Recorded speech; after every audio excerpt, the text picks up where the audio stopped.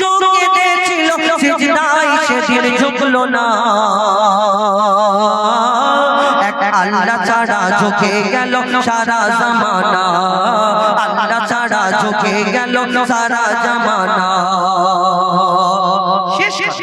কবির মনের ফরিয়াদ মা বাপকে উদ্দেশ্য করে বলছে আপনাদের এদিকে একটা নিয়ম আছে আমাদের ওইদিকে খুব কম হয় কি আমাদের যখন মা বাপ মারা যায় বা ফ্যামিলির লোকজন যখন মারা যায় আমরা ওই গরু জবাই করে খানা করতে হয় না করে না খানা আবার যারা বড় লোক থাকে এনাদের আবার অনেক শুনেছি বড় লোক হলে অনেক অনেক অনেক আবার দুটো তিনটে গরু জবাই করে খাওয়াতে হয় এটা হয়তো কোনো রুলস আছে বা কোনো নিয়ম আছে এই বিষয়ে আমি বলতে চাইনি খারাপ ভাববে না কেউ কিন্তু আমি একটা বিষয় বলবো কবি লিখেছেন যে আমরা ওই 2 লাখ টাকা 4 লাখ টাকা বাপ মারা গেলে আমরা লোককে দাওয়াত করে করে খাওয়াচ্ছি 2 লাখ 4 লাখ 5 লাখ 6 লাখ যার বেশি আছে সে আবার এলাকায় বড় প্যান্ডেল করে বিশাল করে খানা করে খাওয়াচ্ছে কিন্তু তোমার বুড়ো বাপটা যতদিন বেঁচে ছিল তখন তুমি ওই বুড়ো বাপের মুখে একটু সন্দেশ খাওয়ার ইচ্ছা গেছিল একটুখানি খাবার ইচ্ছা গেছিল তার মুখে তুমি খাবার তুলে দিলে না আর তুমি খানা করে তাহলে কি হবে সেই বুড়ো বাপ বেঁচে রইলো আর মরে গেলে তুমি যদি তার নামে অনেক কিছু করো তাহলে কি ফায়দা হবে যে বেঁচে রইলো তাকে দিলে না আর মরার জন্য তুমি যদি করো কবি ছন্দের মাধ্যমে সেই সম্পর্কে অতি মূল্যবান কথা আমার কবি সেই সম্পর্কে কি লিখছে দেখো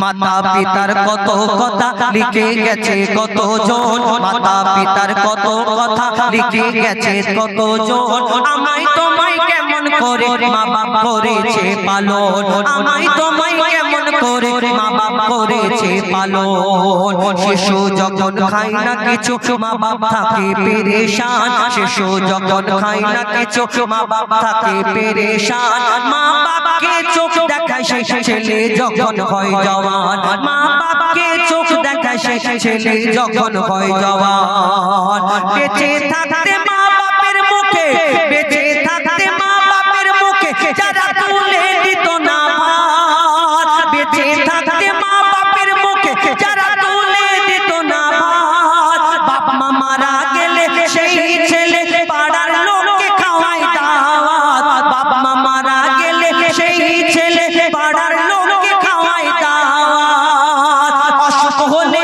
ওষুধ কিনে দিতে চাইতো না যে আওলাদ বাপ মা মারা গেলে সেই ছেলে মা বাপের নামে করে খায়রাত বাপ মা মারা গেলে সেই ছেলে লোকটা কেন করে যে দান খায়রাত ওরে তানবীর কালাম বাপ মার দাম ওরে হুজাইফা বাপ মার দাম থাকতে কেন বুঝলি না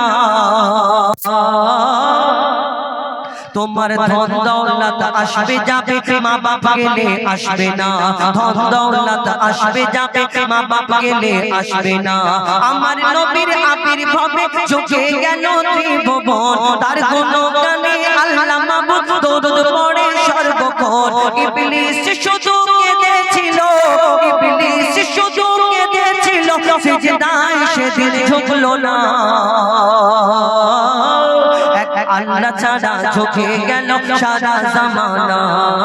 আল্লাহ ছাড়া ঝুঁকে গেল সারা জামানা নারে তাকবীর তুই শুয়ে পড়ে 10 সেকেন্ড সময় আমি চেয়ে নেব আগামী কাল মহতি জলসা যেভাবে সকাল থেকে আপনারা